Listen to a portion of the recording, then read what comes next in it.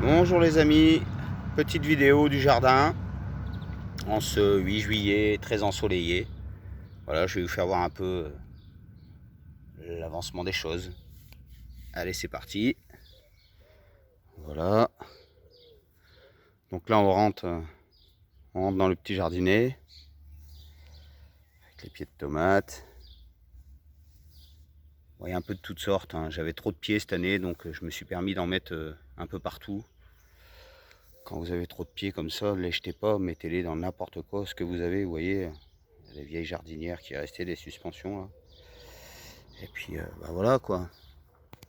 On voit peut-être pas très bien avec l'ombre. Désolé pour la qualité de la vidéo. Voilà, donc on avance. Les petits tournesols qui sont un petit, le mot est faible. Voilà. Les petits jeux de mots, ça c'est ma passion, les à peu près. Donc voilà. Pour éviter le train-train, voilà, facile, hein. Faites du jardin. Cassis, un peu de tout. Les pommes de terre sur gazon ça s'annonce plutôt pas mal. Ouais, vous avez vu, j'avais aussi des jardinières là, qui restaient. Il me reste quelques salades qui sont en train de monter, mais bon, c'est pas forcément méchant. Voilà, j'avais mis quelques plants de salade là-dedans aussi. Là, la tour avec encore des pieds de tomates. Au milieu des jardinières, là, ici, là, des radis. Donc là, il n'y en a plus, mais je vais en ressemer. Vous n'avez pas de terrain, débrouillez-vous avec ce que vous avez, hein. Bon, moi j'ai du terrain, mais j'en ai pas encore assez. Donc ici, je vous avais déjà expliqué que c'est la zone mellifère, hein. Alors pour certains, ça s'appelle du bordel. Pour moi, ça s'appelle quelque chose de très important et très utile à la nature et en plus, en contrepartie, pour nos fruits, nos légumes. La pollinisation, c'est quand même très très important. Donc là, les cassis, encore une fois, les framboises, les groseilles,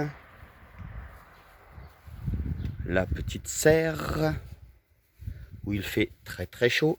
Donc surtout si vous avez des serres ventilées de ce temps-là.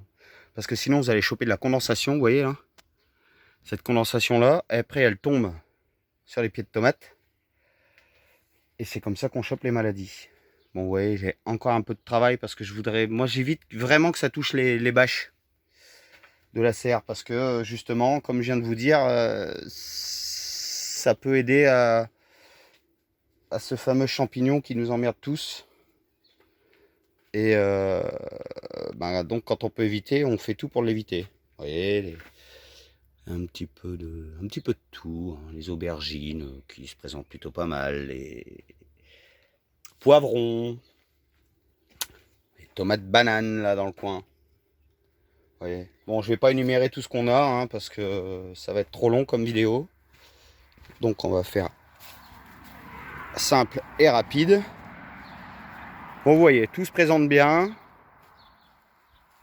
Un peu de toutes sortes, des pâtissons. Bon, alors j'ai eu un petit souci avec les haricots cette année, je trouve que c'est pas terrible. Bon, bah c'est pas grave. Je vais en ressemer, on verra bien. Bon, les choux, ça a l'air plutôt pas mal aussi. Quelques salades encore ici. Là, j'avais prévu de mettre des haricots et puis les haricots rames, mais mes graines n'étaient pas terribles. Je les ai semées quand même. Ça n'a pas réussi, mais c'est pas grave. Plan B, hop. Il me restait quelques pieds de ronde de Nice que j'ai mis au milieu. Tomate inversée. Bon, ça c'est marrant. Vous allez me dire que ça sert pas à grand chose, mais moi j'aime bien faire les choses pas comme les autres. Donc vous voyez, le pied de tomate, les gens le mettent au-dessus. Et ben moi je l'ai mis en dessous. Voilà. Juste pour s'amuser. Parce que le jardin avant tout c'est du plaisir. Donc voilà. Ici encore la serre.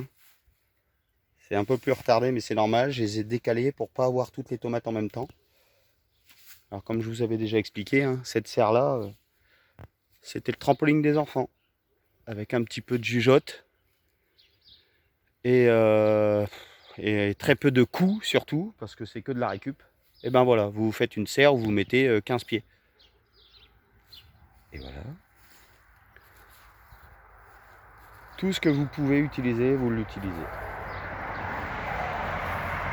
Et comme vous le voyez bien, ce n'est pas désherbé.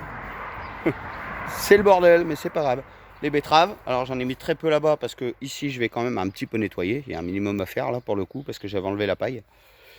Et je vais ressemer des betteraves. Soit des noirs d'Égypte ou je vais voir. Voilà. Ici nous sommes dans la partie courgette où tout se présente plutôt pas mal aussi. Alors les framboises, j'en suis encore blindé, vous voyez. Les fraises, ça a été une très très grande réussite. Comme vous pouvez le voir, ça non plus, ça n'a pas été désherbé. Et si je me tais 30 secondes, vous allez entendre que ça butine gravement dans tous les coins.